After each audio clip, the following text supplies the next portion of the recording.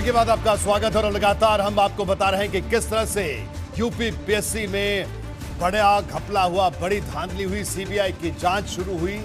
लेकिन जो तमाम प्रतियोगी छात्र हैं वो सीबीआई जांच के नतीजे का इंतजार कर रहे हैं, लेकिन वो नतीजा है कि सामने ही नहीं आ रहा।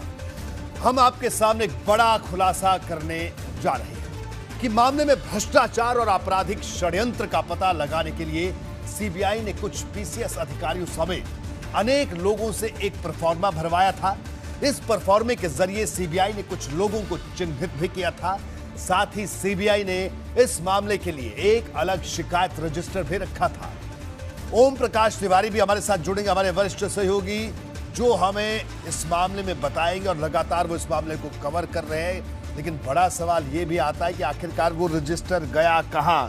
हमारे साथ हमारे वरिष्ठ सहयोगी ओपी तिवारी जुड़े हुए हैं और मैं आपको बता दूं कि देश की तमाम जांच एजेंसियों से जुड़ी हुई जो भी बड़ी खबरें हैं, उन बड़ी खबरों को हमेशा एक क्रेडिबिलिटी के साथ, पूरी विश्वसनीयता के साथ जो चेहरा पिछले 2 दशकों से टेलीविजन पर दिख रहा है, वो ओम प्रकाश तिवारी हमारे साथ मौजूद है, हमारी टीम का हिस्सा है।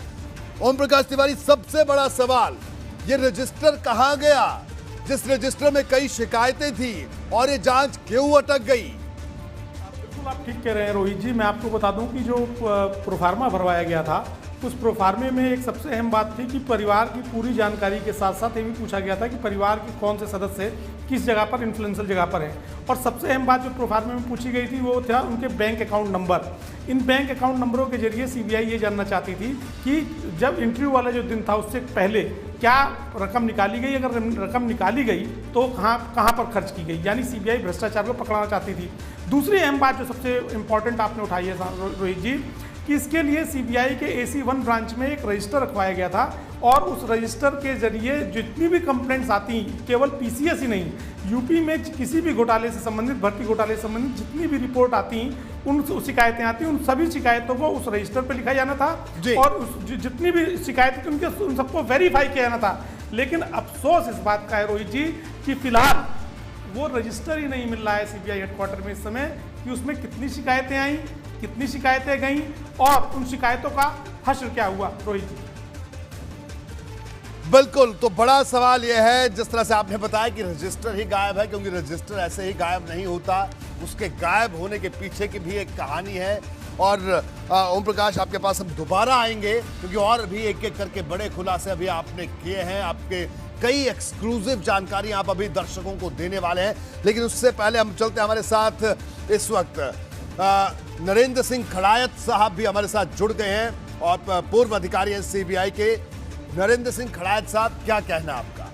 एक ऐसा मामला जिस मामले में आप सोचिए 41,000 लोगों की भर्तियां तो हुई और वो भर्तियां, तमाम भर्तियों पर प्रश्न चिन्ह है, लाखों लोगों ने परीक्षाएं दी थी। वो बच्चे आज इस वक्त वो भी टेलीविजन स्क्रीन पर आप देख सकते हैं साहब, उनका एक ही नारा था, लाठियां उन्होंने खाई हैं।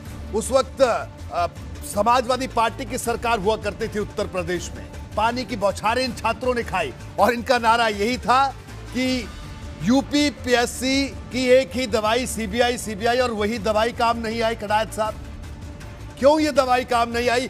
इस बात का जवाब हम आपसे जानना चाहते हैं क्योंकि महकमे में एक लंबा अरसा आपने बिताया साहब। सर।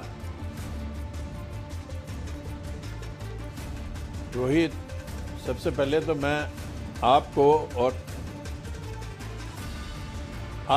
ओम प्रकाश तिवारी जी को बधाई देना चाहता हूं कि आपने एक ऐसी मुहिम छेड़ी है जिसमें हजारों बच्चों का भविष्य अदर पे है। मुझे आप कुछ एक फ्यू सेकंड्स दीजिए जी, जिसमें मैं बताना चाहता हूं कि इसका बैकग्राउंड क्या है। अप्रैल 2012 से लेके मार्च 2017 तक जब धांधली की इंफॉर्मेशन आई Uttar Pradesh public service commission के बारे में, तो उसमें काफ़ी घोटाले हुए। तो उत्तर प्रदेश गवर्नमेंट ने 31 जुलाई 2017 को नोटिफिकेशन इशू किया अंडर सेक्शन 6 डीएसपी एक्ट 1946 और सेंट्रल गवर्नमेंट को रिक्वेस्ट किया कि साहब ये केस सीबीआई से इंक्वायरी की जाए। और नवंबर 2017 में डीपीएनटी ने नोटिफिकेशन इशू किया अंडर सेक्शन 5। सीबीआई ने पहले इसमें प्रिलिमिनरी इंक्वायरी की टू वेरीफाई कि एलिगेशन में कुछ दम है कि नहीं है। लेकिन जो जिसने प्रिलिमिनरी इंक्वायरी की डीएसपी ने, उसने अपनी रिपोर्ट दी कि यूपीएससी जो Uttar Pradesh public service commission के ऑफिसर्स हैं वो कोऑपरेट नहीं कर रहे हैं, और एलिगेशंस उसको लगा कि भाई एलिगेशन में जान है, तो इसको एक रेगुलर केस कर दिया गया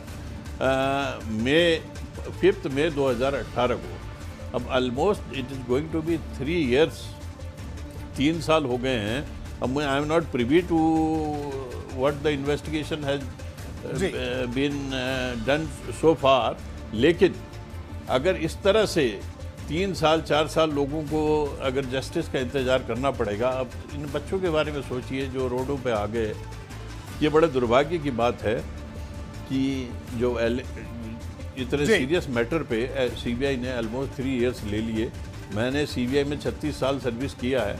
मुझे ये लगता है कि कहीं ना कहीं सीबीआई की रेपुटेशन पिछले कुछ सालों से is getting a very severe beating.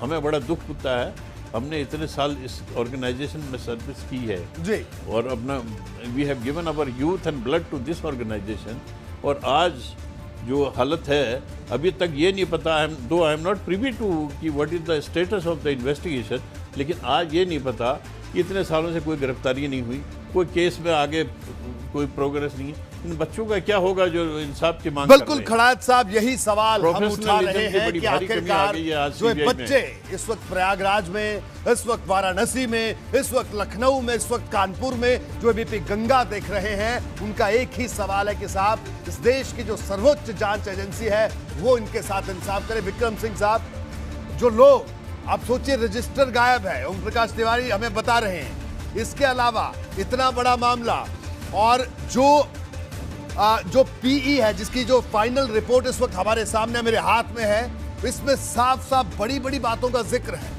लेकिन उसके बाद सिर्फ एक मुकदमा दर्ज होता है, उस पर भी कार्रवाई कोई नहीं, जांच अधिकारी बदल दिए जाते हैं। इस बीच सीबीआई के दो निदेशक बदल गए, लेकिन कुछ नहीं बदला, तो इस मामले में कुछ नहीं बदला, इसकी कोई तस्वीर नहीं बदली। विक्रम सिंह साहब, सामने है उसमें बहुत महत्वपूर्ण खुलासे हैं, जिसका थोड़ा सा अंदाजा मुझे भी है।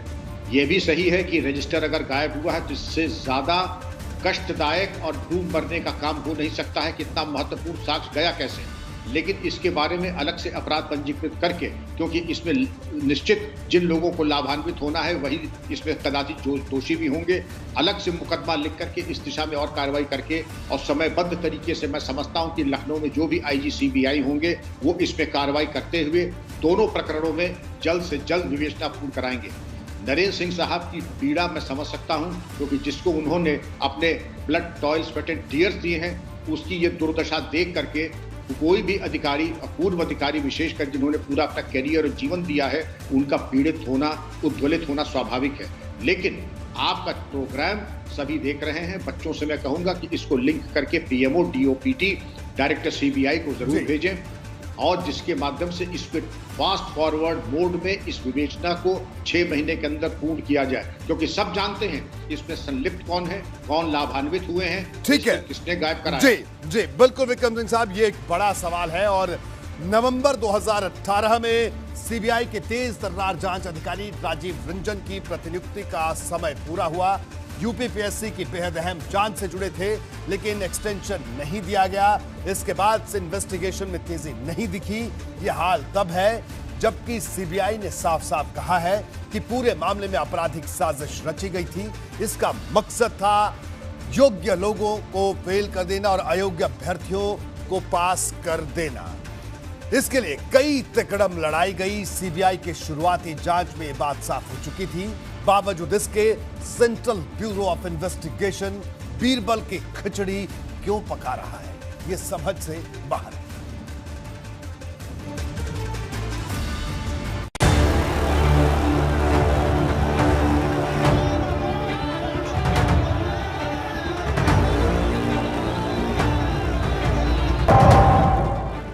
जनवरी 2018 यही वो तारीख थी जब सीबीआई के तत्कालीन एसपी राजीव रंजन प्रयागराज में यूपीपीएससी के दफ्तर पहुंचे थे। यहां उन्होंने कागजों की तलाशी ली थी।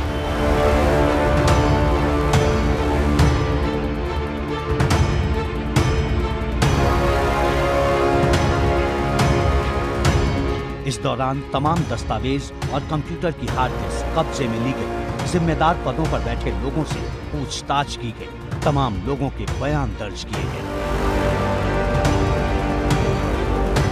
सीबीआई सूत्रों के मुताबिक इस मामले की जांच के दौरान सीबीआई यूपी पीएससी की कुछ कंप्यूटर डिस्कें और सर्वर्स को क्लोनिंग करके सीबीआई हेडक्वार्टर ले आई थी, जिससे इस साजिश में शामिल लोगों का खुलासा हो सके। लेकिन मुकदमा दर्ज हुए 3 साल बीतने को हैं और अभी तक फॉरेंसिक जांच के आधार पर सीबीआई इस मामले के आरोपियों तक नहीं पहुंच सकी है। ऐसे में सवाल उठ रहा है कि सीबीआई नाकाम रही या नाकारा बना दी गई। सीबीआई जांच शुरू होने के कुछ महीनों बाद ही अचानक जांच अधिकारी राजीव रंजन का तबादला कर दिया गया।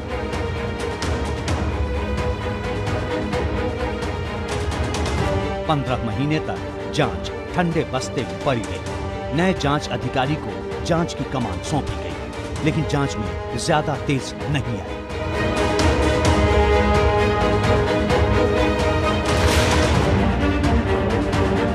ये हाल तब है जबकि सीबीआई ने अपने डॉक्यूमेंट में साफ तौर पर लिखा है कि यूपी पीएससी के अधिकारियों ने आपराधिक षड्यंत्र रचा। एक साजिश के तहत ऐसी भर्तियां की गई जो लोग योग्यता नहीं रखते थे। जांच के दौरान सीबीआई को इस मामले में कुछ भ्रष्टाचारी सफेदपोश नेताओं की सिफारिश और उनके नजदीकी रिश्तेदारों की भर्तियों की बाबत भी अहम जानकारियां मिली। साथ ही सीबीआई को यह भी पता चला कि इस मामले में सुप्रीम कोर्ट की गाइडलाइन को ताक पर रखकर ये भर्तियां की गई हैं। लेकिन अहम मामलों को रातों रात सुलझाने का दावा करने वाली सीबीआई इस मामले में बीरबल की खिचड़ी की तरह काम कर रही है, जो आज तक पक नहीं सकी है। सूत्रों की माने तो सीबीआई की शुरुआती जांच के दौरान ही घोटाले के इस तालाब में ऐसे मगरमच्छ सामने आए जिन्होंने यूपी पीएससी को प्रभावित किया। जांच में कमीशन के अफसरों को सहयोग करने नहीं दिया। यही नहीं, सीबीआई के एसपी रहे राजीव रंजन का एक्सटेंशन भी नहीं होने दिया। इस बीच 2 डायरेक्टर बदल गए, लेकिन जांच कब पूरी होगी कोई नहीं कह सकता।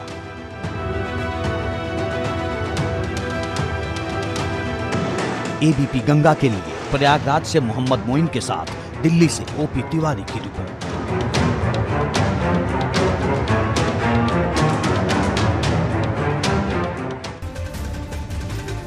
तो आइए अब हम आपको सिलसिलेवार बताते हैं कि आखिरकार क्या कुछ हुआ। एक और खुलासा देखिए। सीबीआई के सूत्रों के मुताबिक जांच एजेंसी को इस मुद्दे पर कई बड़े सुराग मिले हैं। अब तक की जांच में ऐसे तथ्य सामने आए हैं जिसके आने से भूचाल आ सकता है।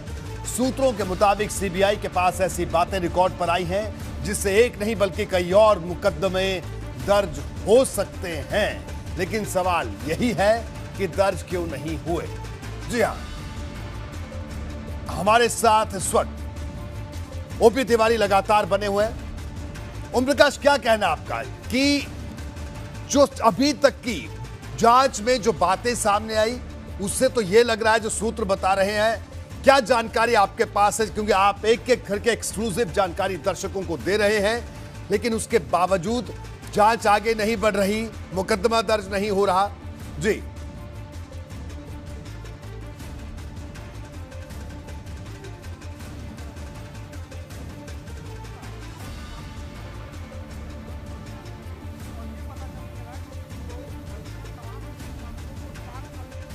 जी ओम प्रकाश, मैं आपको माफी के साथ रोकूंगा। आपकी आवाज अभी हम साफ तौर पर नहीं सुन सकते हैं, किसी तकनीकी खामी की वजह से इसको दुरुस्त करते हैं। लेकिन विक्रम सिंह साहब के पास एक बार फिर चलेंगे। जी विक्रम सिंह साहब, ये बताइए कि इस पूरे मामले में जिस तरह से ओम प्रकाश लगातार उन्होंने बताया कि किस तरह से एक एक करके कई बड़ी जानकारियां अभी तक सामने आई, सीबीआई के पास सर ऐसे तथ्य सामने आ चुके हैं, इकट्ठे हो चुके हैं, क्योंकि आपने इतने लंबे अरसे आपने सर्विस की है, लेकिन बावजूद इसके ये जांच आगे नहीं बढ़ रही। रोहित जी, आप ये मान के चलिए जो सनसनीखेज खुलासे और साक्ष्य सीबीआई के पास हैं, यह संभव है कि उसमें विलंब तो हो जाए, लेकिन वो बस्ता खामोशी में या कालीन के नीचे या डस्टबिन में नहीं डाले जा सकते हैं। अंततोगत्वा उसमें कार्रवाई होगी और ये हमारे बच्चों का ये प्रयास और ये इनका जो भी सत्प्रयास है वो उसको फल जरूर आएगा। इनका पुरुषार्थ खाली नहीं जाएगा। लेकिन जो चिंता का विषय है, जी। इतना विलंब, इतने महत्वपूर्ण साक्ष्य के उपरांत फिर कार्रवाई क्यों नहीं हुई, ये जरूर चिंता का विषय है। इस पे नरेंद्र जी ने अपनी पीड़ा व्यक्त की थी। मैं भी कुछ अपने प्रश्न जरूर रखना चाहूंगा, और उसमें जरूरी है कि सीबीआई के वरिष्ठ अधिकारी ये जान के चले, जब केंद्र सरकार और राज्य सरकार एक है तो इसमें न्याय की तरफ जाने में कोई कठिनाई आनी नहीं चाहिए। बिल्कुल जी। ओम प्रकाश, आप अपनी बात पूरी कर रहे थे जी। बिल्कुल रोहित जी, मैं बता दूं आपको कि शुरुआती दौर में सीबीआई इस मामले में हिरन की तरह दौड़ी थी, लेकिन जैसे जैसे जांच आगे बढ़ी और इस मामले में बड़े मगरमच्छों के नाम सामने आने लगे और ये पता चलने लगा कि जिन लोगों की भर्तियां तमाम नियम कानूनों को ताक पर रख के की गई हैं, उनके पीछे बहुत बड़े बड़े प्रशासन में बैठे अधिकारी हैं और कुछ बड़े राजनेताओं के नाम भी सामने आए। मसलन एक राजनेता की करीबी रिश्तेदार की बहू का इस पीसीएस में सिलेक्शन हुआ है। शुरुआती दौर में सीबीआई के सामने लगभग काफ़ी हद तक इस बाबत सबूत भी आ चुके थे और इस मामले की जांच को आगे बढ़ाया जा रहा था। इसी प्रकार से एक बहुत बड़े प्रशासनिक अधिकारी के बहुत करीबी शख्स को इस मामले में पोस्टिंग दी गई थी और वो भी नंबरों को अवैध तरीके से बढ़ाकर, यानी तमाम नियम कानूनों को ताक पर रखकर। लेकिन जैसे ही मामले की जांच आगे बढ़ी और मगरमच्छों को ये लगा कि वो फंस जाएंगे, तो सबसे पहला प्रेशर तो यूपी पीएससी के अधिकारियों को पड़ा, जिन्होंने नॉन कॉपरेशन शुरू कर दिया सीबीआई के अधिकारियों के साथ। और फिर दूसरी सबसे अहम बड़ी बात कि सीबीआई का जो अपना हाईली अथॉरिटीज़ थी, उन्होंने इस जांच में कोई रुचि ही नहीं दिखाई, जिसके चलते जांच अधिकारी को किसी ने प्रोत्साहित नहीं किया उसको, और यहाँ तक कि उसको एक्सटेंशन नहीं दिया गया। और जो दूसरे जांच अधिकारी आए उनसे पूछा ही नहीं गया कि इस जांच में आगे क्या हो रहा है। यही कारण है कि ये जांच बीरबल की खिचड़ी की तरह पक रही है, जो पता नहीं किस दिन ना जाने कब पकेगी। और ये बेचारे जो युवा जो कॉम्पिटेंट हैं, जो खुद सीबीआई ने अपनी आरंभिक रिपोर्ट में कहा है, जो सामल रोहित जी आपके हाथ में है, जिसमें स्पष्ट तौर पे कहा गया है कि कॉम्पिटेंट जो है वो सड़क पर है और नॉन कॉम्पिटेंट को रोजगार मिल गया। तो इन बेचारों को आखिर कब इन लोगों को इंसाफ मिलेगा, ये देखने वाली बात होगी। ये बड़ा सवाल है और इसी सवाल का जवाब ढूंढने की कोशिश लगातार एबीपी गंगा पर इस वक्त जारी है। तो हमने बात की पीई की कि किस तरह से जो इंक्वायरी थी उसमें क्या क्या बातें सामने आई है, जिसकी मैंने कहा कि जो पीई की फाइनल रिपोर्ट है वो इस वक्त मेरे हाथ में है, यानी सबसे क्रेडिबल दस्तावेज इस पूरे मामले का। तो हम आपको बता दें, देखिए इंटरव्यू की अगर बात करें तो क्या हुआ कि सवाल लीक होने के बाद भी परीक्षा रद्द नहीं हुई, रिजर्वेशन के नियमों की अनदेखी की गई, खास जाति और क्षेत्र के उम्मीदवारों को ज्यादा नंबर दिए गए। ये प्रिलिमिनरी इंक्वायरी की फाइनल रिपोर्ट में इन तमाम बातों का सिलसिलेवार जिक्र है, जो इस तरफ साफ इशारा करता है कि किस तरह से एक बड़ा खेल यहां हुआ। जी, तो एक बार फिर से हम चलेंगे ओम प्रकाश तिवारी। ओपी, जिस तरह से लगातार जो पीई की जो फाइनल रिपोर्ट भी है, जो दस्तावेज हम कह रहे हैं कि जिसके आधार पर हमें तमाम बातें बता रहे हैं, तो उसमें इतनी बड़ी बड़ी बातें सामने आई, लेकिन उसके बाद भी जो बड़ी बड़ी बातें थी, मैं चाहूंगा कि आप उनका जिक्र जरूर करें कि वो बड़ी बड़ी बातें आखिरकार क्या थी। रोहित जी, मैं आपको बता दूं कि सीबीआई के जो डीएसपी थे, जिन्होंने इस मामले की आरंभिक जांच की थी, जिसे सीबीआई की भाषा में प्रिलिमिनरी इंक्वायरी कहा जाता है, उन्होंने स्पष्ट तौर पर इस जांच में पाया कि कुछ अभ्यर्थियों के प्रश्न पत्र बदल दिए गए थे, उनके उत्तर पुस्तिकाएं। सबसे इंपॉर्टेंट बात है कि उत्तर पुस्तिकाएं ही बदल दी गई। दूसरी इंपॉर्टेंट बात कि सुप्रीम कोर्ट के जो नियम कानून थे, जो सुप्रीम कोर्ट की गाइडलाइन थी, उसको एकदम चेंज कर दिया गया, उसको माना ही नहीं गया। इस गाइडलाइन के तहत बहुत ही अहम बातें सुप्रीम कोर्ट ने अपनी गाइडलाइंस में कही हुई हैं, और एक सबसे अहम बात उसमें यह कही गई कि एक क्षेत्र विशेष और जाति विशेष, उसके लोगों को जानबूझकर पीसीएस अधिकारी बनाया गया। ये बात हम नहीं कह रहे, ये बात एबीपी गंगा नहीं कह रहा, ये बात सीबीआई का वो दस्तावेज कह रहा है जिसमें जांच अधिकारी ने आरंभिक जिसने जांच की थी, उसने तमाम तथ्यों को सिलसिलेवार तरीके से रखा है। और इसीलिए उसने कहा कि इस मामले में क्रिमिनल कॉन्स्पिरेसी यानी आपराधिक षड्यंत्र का केस बनता है, अपने पद के दुरुपयोग का मामला बनता है। इसमें यहाँ तक जांच के दौरान बात सामने आई कि कॉपियाँ जहाँ जांच करने के लिए गई, उन कॉपियों पर ऐसे संकेत लिख दिए गए थे कि वो कॉपियाँ आसानी से आइडेंटिफाइड हो सकती थी। जांच अधिकारी ने अपनी आरंभिक जांच में स्पष्ट तौर पर यह बात कही कि उन कॉपियों पर इस तरह के कोड वर्ड्स भी लिखे गए थे कि कॉपियों को कहीं भी आइडेंटिफाइड किया जा सकता था।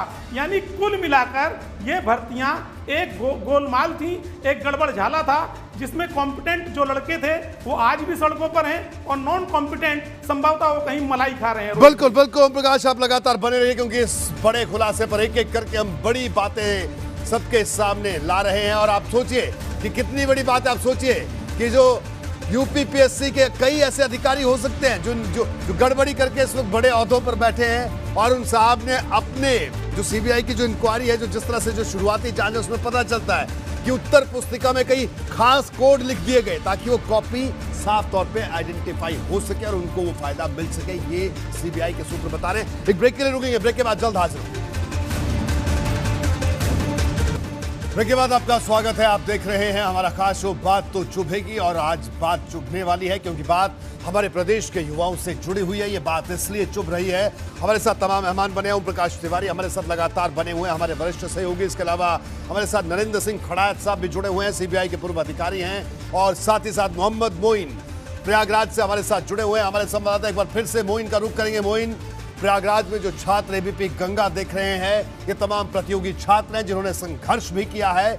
तो जिस तरह से हम एक एक करके तमाम बातें बता रहे हैं, और एबीपी गंगा इनसे वायदा करता है कि हम इस देश की सर्वोच्च जांच एजेंसी को जगाने की जो भी कोशिश बन पड़ेगी, एबीपी गंगा वो करेगा और जगाएगा। इनका संघर्ष जाया नहीं जाने देंगे। बिल्कुल, क्या कहना है इन छात्रों का? जी बिल्कुल, जो प्रतियोगी छात्र यहाँ मौजूद है हमारे साथ, वो आज जो एबीपी गंगा चैनल ने खुलासा किया है उससे काफी हैरान हैं। उन्हें लग रहा है कि वास्तव में गड़बड़ी हुई थी, लेकिन उनका सवाल है कि जो गड़बड़ियां हुई हैं वो कैसे दूर होंगी, जो जिम्मेदार लोग हैं उनके खिलाफ कार्रवाई कब होगी, कब उन्हें इंसाफ मिल पाएगा। उनका कहना है कि सरकारें तो बदल जा रही हैं लेकिन सिस्टम नहीं बदल पा रहा है। और जो प्रतियोगी छात्र यहाँ पर मौजूद हैं, एबीपी गंगा के खुलासे के बाद अब वो ये मांग कर रहे हैं कि जो भी सीबीआई जांच हो, कम से कम हाई कोर्ट या सुप्रीम कोर्ट की निगरानी में इस जांच होनी चाहिए। यही सवाल है ना आप लोगों का? हाथ उठाकर बताइए। हम लोगों से बातचीत करते हैं और जानने की कोशिश करते हैं कि क्या चाहते हैं। अब आप लोग बताइए, जो एबीपी गंगा ने खुलासा किया। खड़े हो जाइए, जल्दी से बताइए। मैं अभिनंदन पांडे, मैं बताना चाहता हूं कि जैसे विक्रम सर ने कहा कि अंतोगत तो आपको रिजल्ट मिलेगा, लेकिन justice delayed is justice denied. तो ये चीज़ है कि सरकारें बदलती रहती हैं, समय बदलता रहता है, और प्रतियोगी छात्र जो होते हैं उनकी एक उम्र डिसाइड होती है कि आप इतने उम्र तक दे सकते हैं। तो चीज़ों को आप कैसे डिफाइन करेंगे? फिर उनकी उम्र तो आप बढ़ाते नहीं। तो ऐसे निर्णय से बिल्कुल, कुछ और लोग हमारे साथ हैं, कुछ छात्राएं भी हैं, उनसे भी बात कर लेते हैं। उठिए, जरा नाम बताइए अपना, और ये बताइए कि जो एबीपी गंगा ने खुलासा किया है कि किस किस तरह से गड़बड़ियां हुई हैं, किस तरह से सीबीआई ने लापरवाही बरती है, क्या चाहते हैं अब आप लोग बताइए। सर, ममता मौर्य नाम है मेरा। गड़बड़ियाँ इतना ज़्यादा हो रही हैं, हम लोग की मतलब गरीब तस्बे से निकल के आए हैं, तो इतने मतलब तैयारी करते हैं तो उसके बेस पे कुछ होना चाहिए। अब इतना मतलब तैयारी कर, बिल्कुल प्रतिभा का आकलन होना चाहिए, मेरिट पर सिलेक्शन होना चाहिए। आप उठिए, बताइए क्या चाहते हैं, अब क्या चाहते हैं आप लोग कि अब क्या कुछ होना चाहिए, कैसे आप लोगों का भरोसा कायम होगा? जी, संतोष पांडे मेरा नाम है। सर, इंटरमीडिएट के दौरान एक लाइन पढ़ा था सर, इंडस्ट्री नेवर गोज अनरिवार्डेड, परिश्रम कभी व्यर्थ नहीं जाता। लेकिन सर यहाँ पे कभी भी ऐसा महसूस ही नहीं हुआ। मुर्दाने चेहरों को देख के, यहाँ पे जो कंपटीटर हैं उनके चेहरों को देख के इतना दर्द होता है कि ऐसा लगता है कि ज्ञान की अब इज्जत नहीं रह गई। बिल्कुल, आप बताइए आप क्या चाहते हैं? देखिए, ये व्यापम से भी बड़ा घोटाला रहा है, और हम लोग इसके लिए रीट भी अभी हाई कोर्ट में की है कि ये न्यायालय के संरक्षण में जांच हो, क्योंकि अब सरकारों पे भरोसा नहीं है, सिस्टम पे भरोसा नहीं है। हमारी साफ साफ ये मांग है कि जिन छात्रों के साथ अन्याय हुआ है उनको न्याय मिलना चाहिए, दोषियों को सख्त से सख्त सजा। जो दोषी हैं उनके खिलाफ कार्रवाई होनी चाहिए। आप तो बताइए, आप तो टीचर हैं, पढ़ाते ही लोगों को, लेकिन इनके संघर्ष में, इनके आंदोलन में साथ रहे, क्या चाहते हैं? अब क्या रास्ता है, कैसे इन छात्रों का भरोसा जो है वो कायम होगा? इस तरफ घूम जाइए, ऐसे बताइए। मैं पढ़ाने के साथ साथ जो है एक आंदोलनकारी रहा हूँ। पीसीएस की उम्र सीमा सामाजिक एकता परिषद के बैनर तले 35 से 40 पूरे 5 साल। अब क्या चाहते हैं, कैसे इन छात्रों का भरोसा कायम? वर्तमान में आयोग की निष्पक्षता और पारदर्शिता पूरी तरह से कटघरे में है। सीबीआई की जांच से भी भरोसा उठ चुका है जी। सीबीआई जिस तरीके की सक्रियता सुशांत के केस में दिखाती है, उसका एक पॉइंट भी आयोग के केस में नहीं दिखाती है। बिल्कुल यही सवाल है। बिल्कुल मोइन, तो यही सबसे बड़ा सवाल है। और आप देखिए, अब जरा बिल्कुल मोइन, आप सोचिए कि क्या अजीब स्थिति, क्या अजीब परिस्थिति इस वक्त है कि अगर हमारे प्रदेश में, सोचिए आप कोई नौजवान किसी बड़े अधिकारी के पास भी जाता होगा तो वो क्या सोचता होगा, उसे उसके जहन में बात भी सामने आती होगी कि जिन एसडीएम साहब के सामने हम खड़े हैं, जिस पीसीएस अफसर के सामने हम खड़े हैं, क्या वो कहीं इसी तरीके से अफसर तो नहीं बने हैं। तो ये स्थिति बेहद हैरान करने वाली, परेशान करने वाली ये स्थिति है। लेकिन हम आपको बताते हैं कि आखिरकार अब तक इस पूरे मामले में क्या कुछ हुआ। देखिए, 5 साल में जिन परीक्षाओं के नतीजे आए उनकी जांच हो रही है। 1 अप्रैल 2012 से 31 मार्च 2017 तक की परीक्षा की जांच हो रही है। जी हां, जो नतीजे आए उन तमाम नतीजों की जांच हो रही है कि जो नतीजे सामने आए, जांच में यूपीपीएससी के अधिकारियों ने सहयोग नहीं किया। ये अब तक की स्थिति हम दिखा रहे हैं कि अब तक क्या कुछ हुआ इस पूरे मामले में। और अगर अभ्यर्थियों की बात करें, अफसरों की बात करें, तो उनसे भी पूछताछ हुई और 2015 के 521 पदों पर जो भर्ती हुई थी उसकी बात भी सामने आई। जनरल हिंदी और निबंध जैसे अनिवार्य विषय में किस तरह से मॉडरेशन किया गया और मॉडरेशन में सुप्रीम कोर्ट की गाइडलाइन का भी उल्लंघन किया गया। जनरल हिंदी विषय में 15 से 21 नंबर बढ़ा दिए गए। ये बात हम नहीं, ये जो प्रिलिमिनरी इंक्वायरी है उसकी फाइनल रिपोर्ट कह रही है। निबंध में भी इसी तरह से टेम्परिंग की गई और ज्यादातर आंसर शीटों में अमाउंट ऑफ मॉडरेशन में इजाफा था। गलत मॉडरेशन के कारण अयोग्य लोग इंटरव्यू तक पहुंच गए और कई अयोग्य अभ्यर्थी चुने गए। योग्य अभ्यर्थी इस वजह से नाकाम रहे। एबीपी गंगा का यह बड़ा खुलासा है कि शुरुआती जांच में कई अभ्यर्थियों के पीछे रसूखदार लोगों का बात सामने आई। ये रसूखदार लोग हर सरकारों में मलाई काटते रहे हैं और रडार पर आए रसूखदारों की कोशिश जांच की फाइल को रुकवाने की। ओपी तिवारी के पास चलेंगे। ओम प्रकाश तिवारी, क्या कुछ कहना है कि जिस तरह से जो तमाम बातें अब तक सामने आई उससे साफ जाहिर होता है कि बड़ी गड़बड़ियां, निबंध में गड़बड़ी यानी एस्से का जो था उसमें गड़बड़ी, मॉडरेशन में गड़बड़ी, इंटरव्यू में गड़बड़ी, ये तमाम गड़बड़ियां किस तरह से सिलसिलेवार हुई, संक्षेप में बताइए। अब बिल्कुल रोहित जी, मैं आपको बता दूं, जांच से जुड़े एक आला अधिकारी ने मुझे बताया कि इस पूरे मामले में जो इंटरव्यू बोर्ड था उसमें भी कई कमियां देखने को आई, क्योंकि जो इंटरव्यू बोर्ड के अन्य अधिकारी होते थे वो पेंसिल से नंबर लिखते थे, यानी कि उन बाद में उन नंबरों को मिटाकर उनको घटाए बढ़ाए जाने की पूरी गुंजाइश थी। इसके अलावा जो परीक्षा में जिस तरह से सुप्रीम कोर्ट की गाइडलाइन थी कि आपको किस तरह से एवल्यूशन करके नंबर घटाने बढ़ाने हैं, उसको जो चीफ परीक्षार्थी था, जो मुख्य परीक्षक था, उसने कहीं भी ये नहीं लिखा कि नंबर क्यों बढ़ाए गए या नंबर क्यों घटाए गए, लेकिन कुछ लोगों के नंबर बढ़ा दिए गए। ये तमाम ऐसी बातें थी जो सीबीआई की आरंभिक जांच में सामने आई और जिसका दस्तावेज आपके हाथ में है रोहित जी, जो ये साफ तौर पर साबित करता है कि यूपी पीसीएस जो किसी भी प्रदेश की सबसे बड़ी परीक्षा होती है उसमें भी घोटालेबाजी हुई थी। रोहित जी, बड़ी घोटालेबाजी हुई थी। और हमारे साथ बिल्कुल नरेंद्र सिंह खड़ायत साहब भी जुड़े हुए हैं। खड़ायत साहब, आपका क्या कहना है कि अब इस पूरे मामले में, आप देखिए इंटरव्यू में गड़बड़ी हुई, जिन लोगों ने रिटर्न में, जिन लोगों के अच्छे मार्क्स थे इंटरव्यू में बहुत कम हो गए, या जिन लोगों के रिटर्न में बहुत कम मार्क्स थे इंटरव्यू में उन्हें 100 में से मान लीजिए तो 98 नंबर तक दिए गए, यानी रेशो की बात करें तो ये तमाम बड़ी गड़बड़ियां सामने आ चुकी है। खड़ायत साहब, रोहित, मैं सबसे पहले तो ये कहना चाहूंगा जी कि guardians turned predators, public service commissions जो भी गठन हुआ ये बेस्ट क्रीम छांटने के लिए हुआ। जब इन्हीं में घोटाला हो गया, हमें मालूम है पंजाब में ये हुआ, असम में ये हुआ। मुझे याद है 1984 में सर्विस सिलेक्शन कमीशन दिल्ली में ये घोटाला हुआ, जिसमें 200 बच्चे वो पाए गए जो कि टेस्ट में अपीयर ही नहीं हुए और जो फेल थे उन सबको सीबीआई जांच हुई थी, निकाल दिया गया था। वो दे वर डिसमिस फ्रॉम सर्विस और एसएससी के कुछ लोग गिरफ्तार हुए, केस चार्जशीट हुआ, कुछ को सजा हो गई। लेकिन ये बड़ा दुर्भाग्य की बात है कि आज 3 साल हो गए हैं, आज तक जांच कहीं आगे नहीं बढ़ी, जबकि ये सब कुछ पता है और ये प्रिलिमिनरी इंक्वायरी में बिल्कुल, और इसमें सुप्रीम कोर्ट की गाइडलाइन थी Sanjay Singh versus Uttar Pradesh service commission, बिल्कुल सुप्रीम कोर्ट तक की गाइडलाइन को दरकिनार किया गया। खड़ायत साहब, माफी के साथ आपको रोक रहा हूं, मॉडरेशन कैसे होगा? जी जी, क्योंकि वक्त बहुत कम है, लेकिन सवाल बड़ा है और इस बड़े सवाल का जवाब हम मांगते रहेंगे क्योंकि बात चुभने वाली है, इसलिए सवाल का जवाब हमारे प्रदेश की जनता को चाहिए। और बिल्कुल जिस तरह से हमने एक एक कर खुलासे किए कि किस तरह से जो सीबीआई के सूत्र कह रहे हैं कि जो प्रिलिमिनरी इंक्वायरी थी उसकी रिपोर्ट में क्या बातें सामने आई, उससे ये उम्मीद करते हैं कि जल्द शायद इस देश की सबसे बड़ी जांच एजेंसी के कान भी खड़े होंगे और वो जांच एजेंसी अपनी कुंभकर्णी नींद तोड़ेगी और वो इस पूरे मामले में कार्रवाई को तेज करेगी। अगर नहीं करेगी तो ये बात सचमुच चुभने वाली है और इस बात को हम बार बार डंके की चोट पर करते रहे। फिलहाल आज मुझे दीजिए इजाजत, नमस्कार।